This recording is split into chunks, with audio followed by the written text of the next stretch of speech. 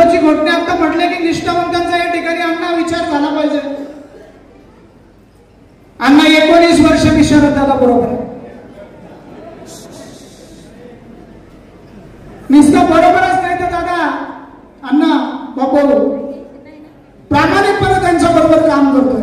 4 दिवस गेलो होतो राष्ट्रवादी, पण प्रामाणिकपणे शरद दादा बरोबर काम करतोय गेले 19 वर्ष. काम सांगायची वाट पाहत नाही, काम करतो. का करतो तर आपला नेता ज्याच्यावर आपण जीवाच्या पलीकडे प्रेम करतो, ज्याच्यावरती प्रेम का करतो तो जो तालुक्यातल्या तळागाळातल्या माणसाची त्या ठिकाणी खबर घेतो, त्याच्यासाठी जीव काढतो, असा नेता जर आपल्याला लाभलेला असेल तर त्याच्यावर जीवाच्या पलीकडे प्रेम केलंच पाहिजे आणि त्या माणसाचा आदर त्या ठिकाणी केला पाहिजे. गेले 15 दिवस सातत्याने पाहतो. 15 दिवसात अण्णा 15 दिवसात 5 वाजायच्या आत एकही दिवस झोपले नाही. गेले 15 दिवस जुन्नर नगरपालिकेच्या अनुषंगाने अण्णा प्रचंड शिव्या खातो आम्ही काम करताना. रात्री 1 वाजता खाल्ल्या, पण त्याचं काही वाटतच नाही. त्याचं कारण असं की काम करताना इतकं प्रेशर असताना, इतकं व्यवस्थेचं काम करत असताना प्रत्येकाला त्या ठिकाणी जपायचंय.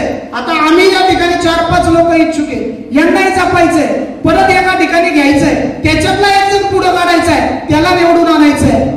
आणि मला एक रात्री दादा तुम्ही झापल्यावर एक गोष्ट अशी आत्मसात झाली. झापलं त्यांनी मला एका विषयावर, नेहमीच झापतात, त्याच्याशिवाय ते डोस कळत नाही. ज्या वेळेला आपण एखाद्या व्यक्तीची नोकरी करत असतो त्यावेळेला त्या व्यक्तीशी जर आपण प्रामाणिक असू, बघा मी काय म्हणतो, तर तो व्यक्ती त्या कामातून तो व्यक्ती मालक म्हणून मोठा होणार आहे. त्या मोठ्या होणाऱ्या मालकाचा फायदा त्याच्या बरोबर सहकार्य करणाऱ्या कामगाराला होणार आहे. हीच गोष्ट या राजकारणात आहे. ज्या वेळेला आपण आपल्या नेत्याचं प्रामाणिकपणे काम करू, तो नेता ज्या वेळेला मोठा होईल त्याच वेळेला त्या कार्यकर्त्याचा त्या ठिकाणी सन्मान होणार आहे, त्याच वेळेला तो कार्यकर्ता त्या ठिकाणी मान सन्मानाने मोठा होणार आहे. ही गोष्ट आपण प्रामुख्याने सर्व कार्यकर्त्यांनी जाणून घेतली पाहिजे.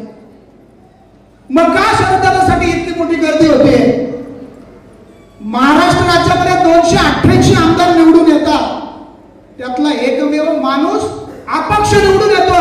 त्याच्या पाठीमागे काहीतरी कारण असतं, त्याच्या पाठीमागे काहीतरी त्याग असतो, त्याच्या पाठीमागे काहीतरी क्रियाशीलता असते, लोकांप्रती असणारी आत्मीयता असते. ती आम्ही जवळून पाहतोय गेले 19-20 वर्ष.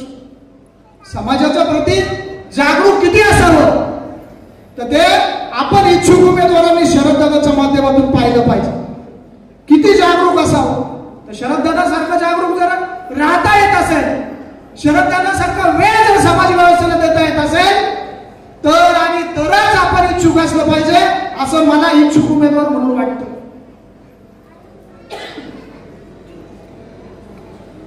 दादा खूप सारे इच्छुक मंडळी, मी पण इच्छुक आहे, परत एकदा सांगतो, पण छत्रपतींच्या पायाला स्पर्श करून सांगतो दादा, बाळासाहेबांच्या पायाला स्पर्श करून सांगतो तुम्हा सर्व ज्येष्ठांना या ठिकाणी नम्रपणे आश्वासन देतो, शपथ देतो दादा, मी शपथ की जरी 19-20 वर्ष तुमच्या बरोबर प्रामाणिकपणे काम करत असलो आणि मी या जिल्हा परिषद गटात इच्छुक जरी असलो तर दादा तुम्ही द्याल तो उमेदवार त्याचं काम मी करेन. मी असलो मी नसलो तर तुम्ही द्याल तो उमेदवार आणि तुम्ही द्याल तोच माणूस या जिल्हा परिषद गटामध्ये झेडपी झाल्याशिवाय राहणार